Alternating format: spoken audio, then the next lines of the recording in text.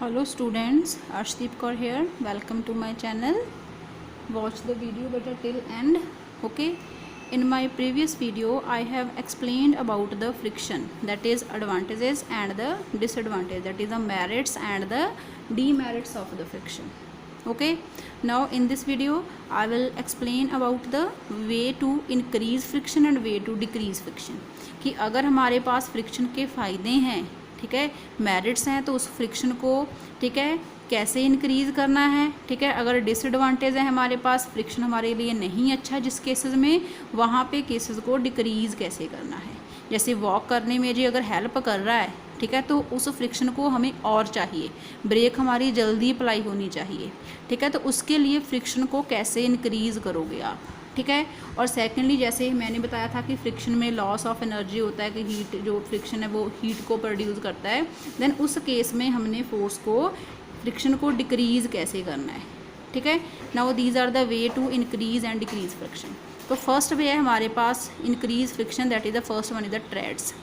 तो सभी ने अपनी अपनी चप्पल्स के नीचे, शूज़ के नीचे, ठीक है, कि पैटर्न आप देखते हो, अलग अलग डिज़ाइनिंग होती है सभी के, ठीक है, ठीक है, उसको हम ट्रेड्स बोलते हैं, ठीक है। दैट ट्रेड्स आर, ठीक है, use to increase the friction, कि वो जो ट्रेड्स होते हैं, वो पैटर्न होते हैं, वो डिफरेंट डिज़ाइंस हैं, ठीक है, वो डिज़ाइन कॉज करते हैं फ्रिक्शन को, जिसकी वजह से सरफेस क्या हो जाएगी बेटा, पैटर्न से जो सरफेस है वो हो जाएगी रफ़। और मैंने क्या बताया था लास्ट वीडियो में कि जो रफ़ सरफेस होती है वहाँ पे फ्रिक्शन ज़्यादा प्रोड्यूस होता है, तो जो पैटर्न्स हैं वो रफ़ कर देंगे सरफेस को। सेकंड है रब हैंड्स विद सॉयल, कि कई बार आपने कबड्डी देखी होगी, ठीक है, पंजाबी काफ़ी कबड्डी देखते हैं, मैच आपने देखे होंगे, या फिर क्रिकेट देखी होगी, वहाँ पे बॉल को करवाने से पहले वो बॉल को अपने ऐसे साथ हैंड ऐसे रब करते हैं बॉल को, या फिर अपने जो हैंड्स हैं उन पर सॉयल लगा लेते हैं, ठीक है, वो भी फ्रिक्शन को इनक्रीज़ करने से। और रफ़ सरफेस, तो फर्स्टली आपने इसको लर्न करना है कि अगर आपने फ्रिक्शन को बेटा करना है इंक्रीज़, ठीक है, फ्रिक्शन को इंक्रीज़ करना है तो सरफेस को आप क्या बनाओगे, रफ़ बना लोगे, ठीक है। और अगर आपने डिक्रीज़ करना है तो सरफेस को क्या बना लोगे, प्लेन बना लोगे सरफेस को, ठीक है, पॉलिश्ड सरफेस बना लोगे उसको, ठीक है, वहाँ पे रफनेस क्या होगी, कम होगी। ओके, तो जो मेन वे है उसको बनाने का, इंक्रीज़ करने के लिए सरफेस रफ़ बनानी है, डिक्रीज़ करने के लिए पॉलिश्ड और प्लेन सरफेस आपको चाहिए, ठीक है। तो लेट्स डू इन डिटेल। तो फर्स्ट हम करेंगे way to increase the friction. तो फर्स्ट हमारे पास है इसका, now first way to increase friction is the sole, you know, may notice that the soles of our shoes and tires of a vehicle have a treads, ठीक है। Trades mean देखो, ये आपको व्हील पे देखो, ये डिज़ाइन दिख रहा है सभी को, ये देखो व्हील पे, ये देखो डिज़ाइनिंग बनी हुई है व्हील पे, ठीक है, इसको हम क्या बोलते हैं, ट्रेड्स बोलते हैं, ट्रेड्स बोलते हैं। और इसको बोलते हैं कॉरुगेटेड, ठीक है, corrugated, it mean that is the trades.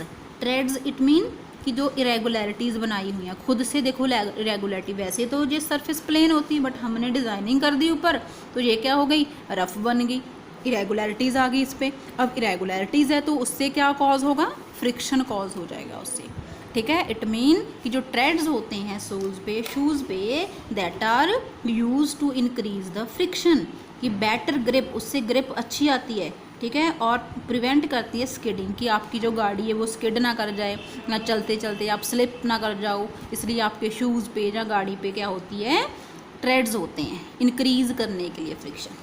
Okay, तो नेक्स्ट हमारे पास एग्जांपल है जो रेसलर्स होते हैं एंड कबड्डी प्लेयर्स हैं, ठीक है। रेसलर्स जो रेसलिंग कर रहे हैं और कबड्डी प्लेयर्स होते हैं वो क्या करते हैं, कई बार अपने हैंड्स को सॉइल के साथ रब करते हैं। जैसे उनके हैंड देखो कितने स्मूथ हैं, हमारे हैंड स्मूथ होते हैं हमारे हैंड, अगर इस पर सॉइल लग जाए तो ये क्या हो जाएंगे, रफ़ हो जाएंगे सरफेस, ठीक है, स्मूथ नहीं रहेगी। तो सॉइल लगाने से हमारे हैंड हो जाएंगे रफ़, और रफ़ होंगे तो फिर क्या होगा, फ्रिक्शन हो जाएगा इंक्रीज़, बिकॉज इरेगुलरिटीज़ इंक्रीज़ हो गई, तो इट मीन कि ऑपोजिट फोर्स ज़्यादा लगेगा, इट मीन कि दूसरे पर्सन पे, ऑपोजिट पर्सन पे उसका जो ग्रिप है वो अच्छे से पकड़ पाएगा, ग्रिप उसकी अच्छी रहेगी, फिसलेगा नहीं उसका हैंड, बार बार जो स्वेट आ रहा है ना, उस स्वेट के कारण हैंड क्या होगा, ग्रिप अच्छा बनेगा और वो फिसलेगा नहीं, ठीक है।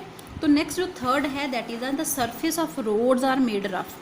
आपने सभी ने देखा होगा कि हमारे जो रोड्स हैं उन रोड्स पे क्या होता है बेटा जी, ठीक है। छोटी छोटी सी वो स्टोन्स डाले होते हैं, पेबल्स होते हैं उस पर, फिर बाद में वो लुक वगैरह डालते हैं ब्लैक कलर के ना, कोक वगैरह, वो कोल डालते हैं, तो कोलतार डालते हैं। तो वो क्या कर रहे हैं, फिर सरफेस को वैसे तो रफ बनाते हैं, ज़्यादा प्लेन नहीं बनाते। जैसे आपके घर में फ्लोर होता है, ठीक है, टाइल्स वगैरह लगी हुई हैं, ऐसे हमारे रोड्स पे थोड़ी ना टाइल्स लगी इतनी अच्छी वाली, ठीक है, चमकदार, जैसे जहाँ पे देखो कितनी अच्छी लगी हैं, ऐसा रोड होता है कभी हमारा?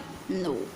ठीक है, तो रोड हमारा रफ़ होता है because to increase the friction, कि जो हम चल रहे हैं या फिर जो व्हीकल्स चल रहे हैं वो अच्छे से क्या हो जाएं, स्टॉप हो जाएं वो। ठीक है बेटा जी, तो ठीक है, these are the few advantages of few ways to increase the friction, कि ऐसे हम फ्रिक्शन को इंक्रीज कर सकते हैं। तो बेटा ये आपने एक और डेफिनेशन लर्न करनी है, the frictional force exert by liquids and gases is called the drag, कि जो भी मैंने आपको बताया वो किस में था सारा, सॉलिड्स, कि सॉलिड्स में फ्रिक्शन कैसे होता है। बेटा सेम फोर्स लिक्विड में भी हो सकता है। आपने क्या करना है, एक ग्लास लेना है, उसमें वाटर फिल करना है और जो वाटर है वो अपने, ठीक है, फ्लोर पे गिरा देना है वाटर पूरा। तो आप क्या देखोगे कि पहले तो वाटर मूव करता हुआ जाएगा जल्दी जल्दी से, पर बाद में क्या होगा कि जो वाटर है वो अपने आप एक पॉइंट पे जाके स्टॉप कर जाएगा।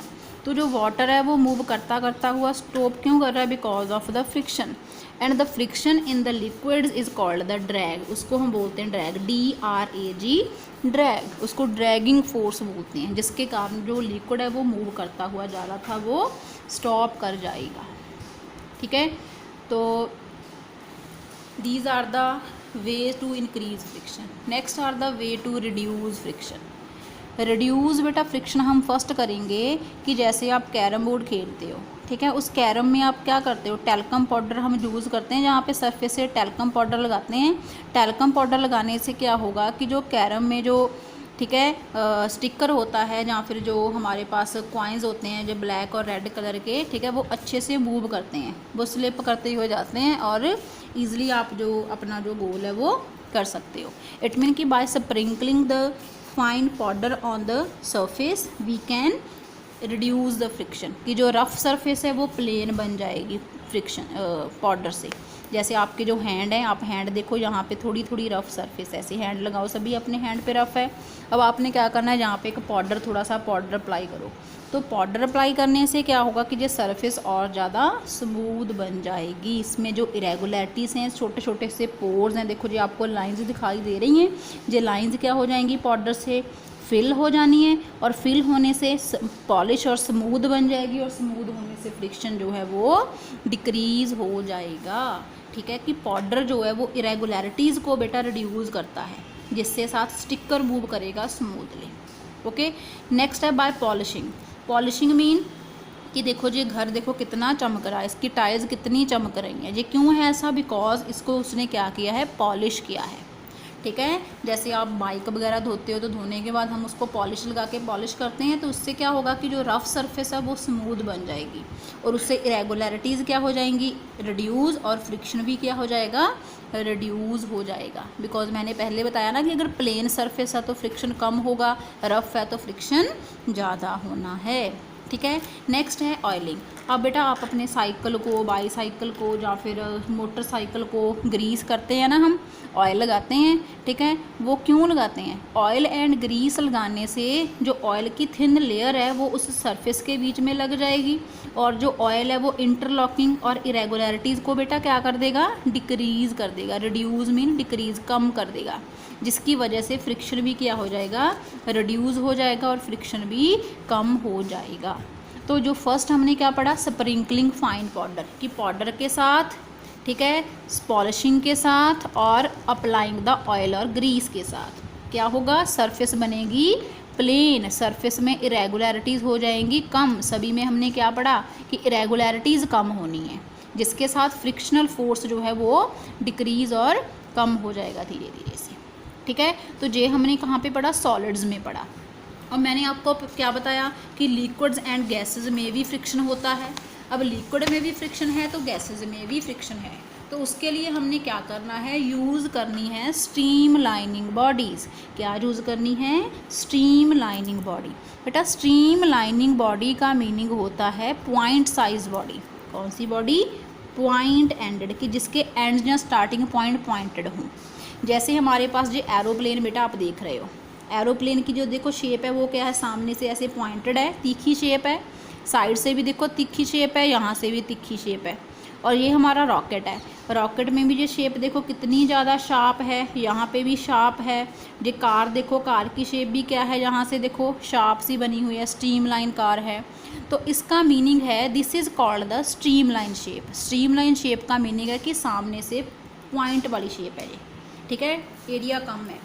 तो एरोप्लेन्स, रॉकेट्स जो होते हैं, शिप्स होते हैं, आपको शिप भी पता होगा, ऐसे शिप होता है कि पॉइंटेड उसके भी एंड्स होते हैं, ठीक है, कि शिप्स में, स्पोर्ट्स कार्स में स्ट्रीम लाइंड होती है टू रिड्यूस द फ्रिक्शन, ठीक है। तो जितने भी बर्ड्स आप देखते हो, फिश आप, हाँ फिश आपने देखी होगी है ना, तो फिश की बॉडी भी कौन सी होगी, स्ट्रीम लाइंड बॉडी होगी, कि वो ईजिली फ्लाई कर सकते हैं और स्विम कर सकते हैं, कि जो एयर है पानी को ऐसे चीरते हुए आगे जाते हैं, कि पानी को ऐसे साइड साइड पे करते हुए जाते हैं, जो पॉइंट बॉडी होगी वो, ठीक है। तो वो स्ट्रीमलाइन बॉडी हम यूज़ करते हैं फ्रिक्शन को रिड्यूस करने में, एयर में एंड वाटर में, ओके। तो इसके साथ ही मैं ये चैप्टर का एंड कर रही हूँ। तो हमें क्या पता चला इस चैप्टर में, कि जो फ्रिक्शन है बेटा उसमें एडवांटेजेस भी हैं और डिसएडवांटेजेस भी हैं, दोनों हैं फ्रिक्शन के पास। तो आपने ये क्विक रिकॉल दोबारा से देख लेंगे, जल्दी जल्दी आपका चैप्टर जो है वो रिवाइज हो जाएगा। तो फर्स्ट मैंने क्या बताया था वीडियो में, कि जो फोर्स फ्रिक्शन है वो कौन सा फोर्स है, अपोजिंग मोशन है। अब फ्रिक्शन होता क्यों है, इंटरलॉकिंग की वजह से, इरेगुलरिटीज़ की वजह से होता है। फिर मैंने उसके बाद क्या बताया था, कि जो रफ़ सरफेस होगी वहाँ पे ज़्यादा फ्रिक्शन होगा, स्मूथ सरफेस पे फ्रिक्शन कम होगा। उसके बाद हमने क्या पढ़ा, कि फ्रिक्शन की बहुत सारी एडवांटेजेस भी हैं और डिसएडवांटेजेस भी हैं। डिसएडवांटेज कौन कौन सी हैं, वियर एंड टीयर इफेक्ट है, एफिशिएंसी रिड्यूस करता है मशीन की, बिकॉज लॉस होता है एनर्जी का, ठीक है। तो इस वीडियो में मैंने क्या पढ़ाया आपको, कि फ्रिक्शन इंक्रीज़ भी कर सकते हो, डिक्रीज़ भी कर सकते हो। इंक्रीज़ करने के लिए सरफेस को रफ बनाना पड़ेगा, ठीक है, कॉरुगेटिंग टायर से, सोल्स और जो शूज़ के एक्सेट्रा उसको ट्रेड्स वगैरह से। और रिड्यूस करना है तो ऑयलिंग से, ठीक है, पॉलिशिंग से, पाउडर से, स्ट्रीमलाइन ऑब्जेक्ट से आप क्या कर सकते हो, फ्रिक्शन को रिड्यूस कर सकते हो। ओके बेटा जी, तो हमारे पास 2 टाइप्स के फोर्स हो गए। एक तो फोर्स सिंपल है, पुश और पुल, जो हमने, ठीक है, प्रीवियस चैप्टर में पढ़ा। तो इस चैप्टर में हमने कौन सा फोर्स पढ़ा, फ्रिक्शनल, अपोजिंग फोर्स, जो मोशन को रोकता है, मोशन को क्या करता है, स्टॉप करता है, उसको रोक रहा है, मोशन को, बॉडी को मूव करने से रोक, बॉडी को चलने से रोक रहा है फोर्स। ओके बेटा, hope so you like the video, so please like, share and comment the video, and if you have any kind of doubt then you can mention it in the comment section. Okay beta, and please watch the video till the end. So thank you and have a nice day, and thank you for watching. Thank you beta, bye bye, take care.